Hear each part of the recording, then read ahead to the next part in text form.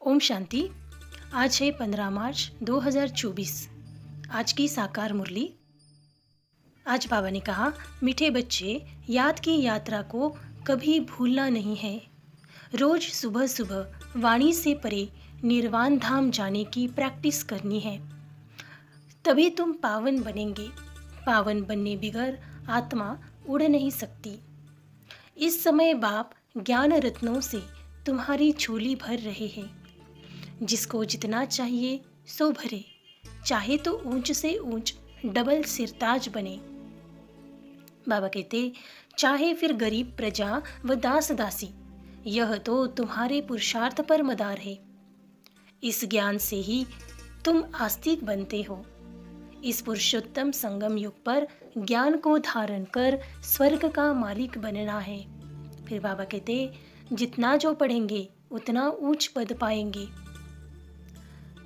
आगे कहते बाबा, तुम ही सच्ची पार्वतियाँ हो, जिनको अमरनाथ बाप अमर कथा सुनाकर अमर लोक भेज देते हैं। यह बात तुम्हें सबको समझानी है कि एक बाप को याद करो, औरों से ममत्व मिटा दो तो तुम्हारे विकर्म विनाश हो जाएंगे। फिर तुमको कभी काल नहीं खाएगा, बीमार भी नहीं होंगे और आयु भी बड़ी होगी। आगे कहते बाबा, इन ज्ञान की बातों को अच्छी रीति समझ तुम्हें औरों का भी कल्याण करना है। जैसे बाप कल्याणकारी है, ऐसे बच्चों को भी बनना चाहिए। ऐसा भी न हो कि औरों को दलदल से निकालते खुद ही फंस जाओ। बच्चे खबरदार रहना, अगर बाप का बनकर अपवित्र बने तो की कमाई चट कर लेंगे। भला कितने भी तूफान आए, तुमको हिलना नहीं है। कर्मेंद्रियों से कोई विकर्म नहीं होना चाहिए। अब सुनते हैं महावाक्यों को विस्तार से। मीठे बच्चे, ज्ञान सागर बाप तुम्हें रत्नों की थालियां भर भर कर देते हैं। जितना चाहे अपनी झोली भरो, सब फिक्रातों से फारिग हो जाओ। आज का प्रश्न है, ज्ञान मार्ग की कौन सी बात भक्ति मार्ग में भी पसंद करते हैं? उत्तर में बाबा कहते, स्वच्छता। ज्ञान मार्ग में तुम बच्चे स्वच्छ बनते हो। बाप तुम्हारे मैले कपड़ों को स्वच्छ बनाने आए हैं। आत्मा जब स्वच्छ अर्थात पावन बन जाती है, तब घर में जाने के उड़ने के पंख लग जाते हैं। भक्ति में भी स्वच्छता को बहुत पसंद करते हैं। स्वच्छ बनने के लिए गंगा में जाकर स्नान करते हैं, लेकिन पानी से आत्मा स्वच्छ नहीं बन सकती। ओम शांति। मीठे मीठे बच्चे, तुम्हें याद की यात्रा को भूलना नहीं है। सुबह को जैसे यह प्रैक्टिस करते हो, उसमें वाणी नहीं चलती है, क्योंकि वह है निर्वाण धाम में जाने की युक्ति। पावन बनने के सिवाय तुम बच्चे जा नहीं सकते, उड़ नहीं सकते। यह भी समझते हो, सतयुग जब होता है तो कितनी ढेर आत्माएं उड़कर जाती है। अभी तो कितनी करोड़ आत्माएं हैं। वहां सतयुग में जाकर कुछ लाख बचेंगे, 9 लाख बचते हैं, बाकी सब उड़ जाते हैं। जरूर कोई तो आकर पंख देते हैं ना। इस याद की यात्रा से ही आत्मा पवित्र हो जाती है। इनके सिवाय और कोई उपाय है नहीं पावन होने के लिए। बाबा कहते हैं, पावन होने के लिए इसके सिवाय और कोई उपाय नहीं। पतित पावन भी एक बाप को ही कहते हैं, फिर कोई ईश्वर कहते, परमात्मा कहते व भगवान कहते हैं। है तो एक, अनेक नहीं है। बाप सबका एक ही है।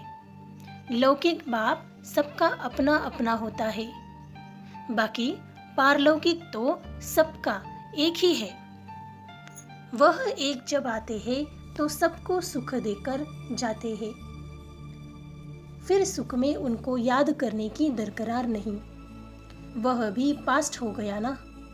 अब बाप बैठ पास्ट, प्रेजेंट, फ्यूचर का राज समझाते हैं। झाड़ का पास्ट, प्रेजेंट, फ्यूचर बहुत इजी है। तुम जानते हो कि कैसे बीज से झाड़ होता है, फिर वृद्धि को पाते पाते आखिरी अंत आ जाता है। उसको कहा जाता है आदि मध्य अंत। यह है वैरायटी धर्मों का झाड़, वैरायटी फीचर्स का झाड़। सबके फीचर्स अपने अपने हैं। फूलों में तुम देखेंगे जैसा जैसा झाड़ वैसे वैसे उनके फूल निकलते हैं।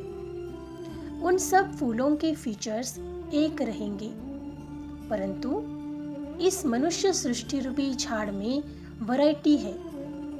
उसमें हर एक झाड़ की शोभा अपनी अपनी होती है। इस झाड़ में अनेक प्रकार की शोभा है। जैसे बाप समझाते हैं, श्याम सुंदर यह देवी देवताओं के लिए है। जब वह सतो प्रधान से तमो प्रधान बनते हैं तो वही सुंदर से श्याम बनते हैं। ऐसे श्याम सुंदर और कोई धर्म नहीं बनाते हैं। उन्हों के फीचर्स भी देखो, जापानियों के फीचर्स, यूरोपियंस के फीचर्स, चीनियों के फीचर्स देखो। इंडिया वालों के फीचर्स बदली हो जाते हैं। उन्हों के लिए ही श्याम सुंदर का गायन है और कोई धर्म के लिए नहीं। यह मनुष्य सृष्टि का झाड़ है, वैरायटी धर्म है। वह सब नंबरवार कैसे आते हैं, यह नॉलेज तुम बच्चों को अभी मिलती है और कोई यह बात समझा न सके। यह कल्प है 5000 वर्ष का। इसको वृक्ष कहो या दुनिया कहो।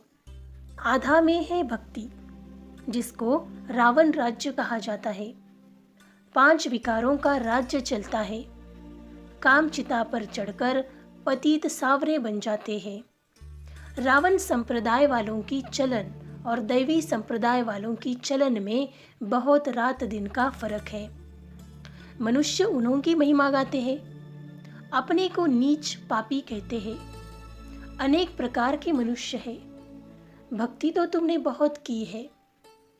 पुनर्जन्म लेते लेते भक्ति करते आए हो।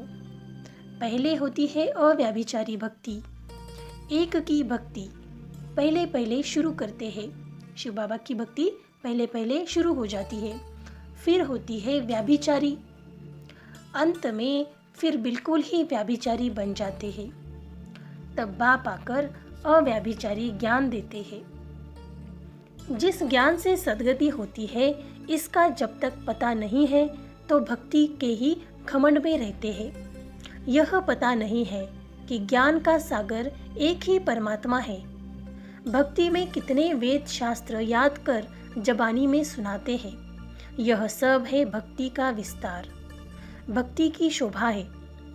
बाप कहते हैं यह मृग तृष्णा समान शोभा है। वो रेत पानी जैसे दूर से ऐसी चमकती है जैसे चांदी। हिरन को प्यास लगती है तो वह उस रेत में भागते भागते फंस जाता है।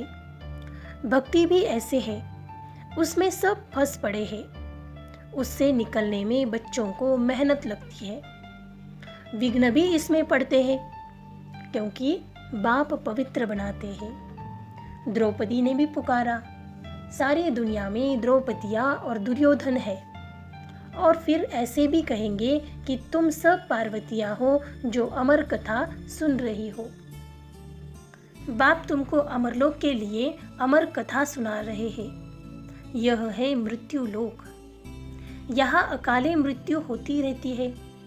बैठे बैठे हार्ट फेल हो जाते हैं। तुम हॉस्पिटल में जाकर समझा सकते हो यहाँ तुम्हारी आयु कितनी कम है, बीमार हो पड़ते हो। वहाँ बीमारी होगी नहीं, सतयुग में बीमारी नहीं होती। फिर बाबा कहते, भगवान वाचे अपने को आत्मा समझो, मुझ बाप को याद करो, औरों से ममत्व मिटा दो तो तुम्हारे विकर्म विनाश होंगे। फिर कभी बीमार होंगे नहीं, काल खाएगा नहीं, आयु भी बड़ी होगी। इन देवताओं की आयु बड़ी थी ना, फिर बड़ी आयु वाले कहाँ गए? पुनर्जन्म लेते लेते आयु कम हो जाती है। यह दुख सुख का खेल है, इसको कोई नहीं जानते। मेले मलाखड़े आदि कितने होते हैं। कुंभ के मेले में कितने लोग स्नान करने के लिए जाकर इकट्ठा होते हैं, परंतु फायदा कुछ भी नहीं। रोज तुम स्नान करते हो, पानी तो सब जगह सागर से ही आता है। सबसे अच्छा पानी तो कुएं का होता है। नदियों में तो किचड़ा पड़ता रहता है। कुएं का पानी तो नेचुरल शुद्ध होता है, तो उनसे स्नान करना बहुत अच्छा होता है। पहले यह रिवाज था, अब नदियों का रिवाज पड़ा है। भक्ति मार्ग में भी स्वच्छता को पसंद करते हैं। अब परमात्मा को पुकारते हैं कि आकर हमको स्वच्छ बनाओ। गुरु नानक ने भी परमात्मा की महिमा गाई है कि मूत पलीती कपड़ धोई। बाप आकर मूत पलीती कपड़ों को स्वच्छ बनाते हैं। यहाँ बाप आत्मा को स्वच्छ बनाते हैं। वो लोग आत्मा को निर्लेप समझते हैं। बाप कहते हैं, यह है रावण राज्य। सृष्टि की उतरती कला है, गायन भी है चढ़ती कला। तेरे भाने सर्व का भला, सर्व की सद्गति हो जाती है। हे बाबा, आपके द्वारा सबका भला हो जाता है। सतयुग में सबका भला होता है। वहाँ सब शांति में है। एक ही राज्य है उस समय, और सब शांति धाम में रहते हैं। अब यह लोग माथा मारते हैं कि विश्व में शांति हो। उनसे पूछो, आगे कभी विश्व में शांति थी जो फिर अब मांग रहे हो? फिर वह कह देते हैं कि अभी कलयुग में 40,000 वर्ष और पड़े हैं। मनुष्य और अंधियारे में है। कहाँ 5,000 वर्ष का सारा कल्प, कहाँ एक कलयुग के ही 40,000 वर्ष बचे हुए बताते हैं। अनेक मते हैं। बाप आकर सच बताते हैं कि जन्म भी 84 ही है। लाखों वर्ष हो फिर तो मनुष्य जानवर आदि भी बन सकते हैं, परंतु बाबा कहते कायदा ही नहीं है। 84 जन्म मनुष्य का ही लेते हैं। उसका हिसाब किताब भी बाप बतलाते हैं। यह नॉलेज तुम बच्चों को धारण करनी है। ऋषि मुनि तो नेति नेति करके गए हैं, अर्थात हम नहीं जानते हैं तो नास्तिक ठहरे। जरूर कोई आस्तिक होंगे। आस्तिक है देवताई, नास्तिक है रावण। बाबा कहते आस्तिक है देवताई, नास्तिक है रावण राज्य में। ज्ञान से तुम आस्तिक बनते हो, फिर 21 जन्मों का वर्षा मिल जाता है। फिर ज्ञान की दरकरार नहीं रहती है। अब पुरुषोत्तम संगम युग है, जबकि हम उत्तम से उत्तम पुरुष स्वर्ग के मालिक बन रहे हैं। इसमें जितना जो पढ़ेंगे उतना ऊंच पद पाएंगे। पढ़ेंगे लिखेंगे होंगे विश्व के मालिक, नहीं तो कम पद। परंतु वह राजाई है सुख की, यहाँ है दुख की। आस्तिक बने हैं तो सुख की राजाई करते हैं। फिर रावण आने से नास्तिक बनते हैं तो दुख होता है। भारत जब साल्वेंट था तो अथाह धन था। सोमनाथ का मंदिर कितना भारी बनाया हुआ है। मंदिर बनाने के लिए इतने पैसे थे तो खुद के पास कितने पैसे होंगे? यह इतने पैसे कहाँ से मिले? शास्त्रों में लिखा है, सागर ने थालियाँ भर भर कर दी। अब ज्ञान सागर तुमको रत्नों की थालियाँ भर कर देते हैं। अब तुम्हारी झोली भर रही है। वो शंकर के आगे जाकर कहते हैं, भर दो झोली। बाप को जानते नहीं। अब तुम जानते हो कि बाप हमारी झोली भर रहे हैं। जितना जिसको चाहिए सो भरे। जितना अच्छी रीति पढ़ेंगे उतना स्कॉलरशिप मिलेगी। चाहे तो ऊंच से ऊंच डबल सिरताज बनो, चाहे गरीब प्रजा व दास दासी। बहुत है जो फारकती भी दे देते हैं। यह भी ड्रामा में नूंद है। बाप कहते हैं, मुझे कोई फिक्र नहीं, मैं तो फिक्र से फारिग हूँ। तुमको भी बना रहा हूँ फिक्र से फारिग, स्वामी किंदा। बाबा कहते तुमको भी बना रहा हूँ फिक्र से फारिग, स्वामी किंदा सदगुरु। स्वामी जो सबका बाप है उनको मालिक भी कहते हैं। बाप कहते हैं, मैं तुम्हारा बेहद का टीचर भी हूँ। भक्ति मार्ग में तुम अनेक टीचर्स से अनेक विद्याएं पढ़ते हो। बाप जो तुमको पढ़ाते हैं यह सबसे न्यारी नॉलेज है।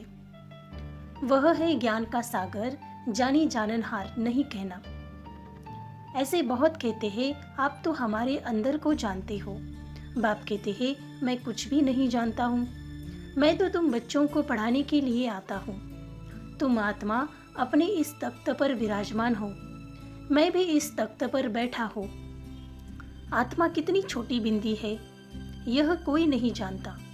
तब बाप कहते हैं, पहले आत्मा को समझो, फिर बाप को समझेंगे। बाप पहले आत्मा का ज्ञान समझाते हैं, फिर बाप का परिचय देते हैं। भक्ति में शालिग्राम बनाए, पूजा कर, फिर खलास कर देते हैं। बाप कहते हैं, यह सब है गुड़ियों की पूजा। जो इन सब बातों को अच्छी रीति समझते हैं, वह औरों का भी कल्याण करते हैं। बाप भी कल्याणकारी है, तो बच्चों को भी बनना है। कोई तो औरों को दलदल से निकालते निकालते खुद फंस मरते हैं, अपवित्र बन जाते हैं, की कमाई चट कर देते हैं। इसलिए बाप कहते हैं, खबरदार रहना। काम चिता पर बैठने से ही तुम काले बन पड़े हो। तुम कहेंगे, हम ही गोरे थे, हम ही काले बने, हम ही देवता थे, हम ही नीचे उतरे, नहीं तो 84 जन्म कौन लेते हैं।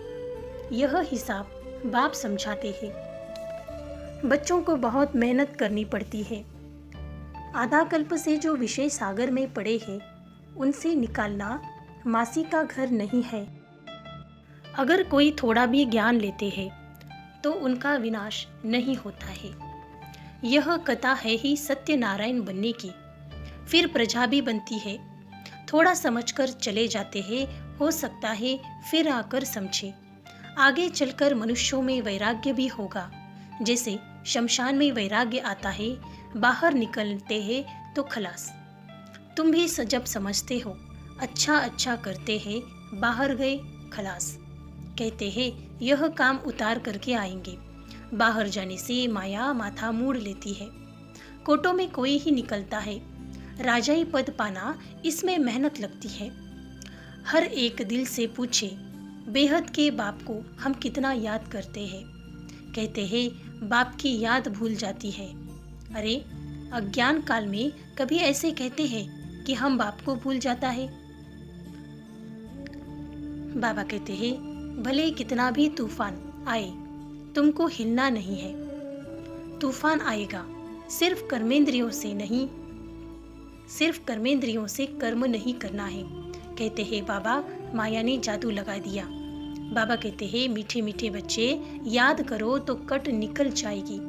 आत्मा पर कट चढ़ती है, वह निकलेगी याद से। बाप भी बिंदी है, सिवाय बाप की याद के और कोई उपाय नहीं कट उतारने का। बाबा कहते, बाप भी बिंदी है, सिवाय बाप की याद के और कोई उपाय नहीं कट उतारने का। अच्छा, मीठे मीठे सिकीलदे बच्चों प्रति माता पिता बाप दादा का याद प्यार और गुड मॉर्निंग। रूहानी बाप की रूहानी बच्चों को नमस्ते। हम रूहानी बच्चों की रूहानी माता पिता बाप दादा को याद प्यार, गुड मॉर्निंग और नमस्ते नमस्ते। शुक्रिया बाबा, शुक्रिया। पहला पॉइंट है, कल्याणकारी बाप के हम बच्चे हैं, इसीलिए अपना और सर्व का कल्याण करना है। कोई ऐसा कर्म न हो जो कि कमाई खत्म हो जाती है, इसमें खबरदार रहना। दूसरा पॉइंट है, पढ़ाई अच्छी तरह से पढ़कर ज्ञान रत्नों से अपनी झोली भरपूर करनी है। स्कॉलरशिप लेने का पुरुषार्थ करना है। बाप समान फिक्र से फारिग निश्चिंत रहना है।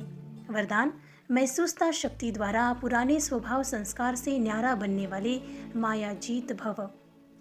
महसूसता शक्ति द्वारा पुराने स्वभाव संस्कार से न्यारा बनने वाले मायाजीत भव।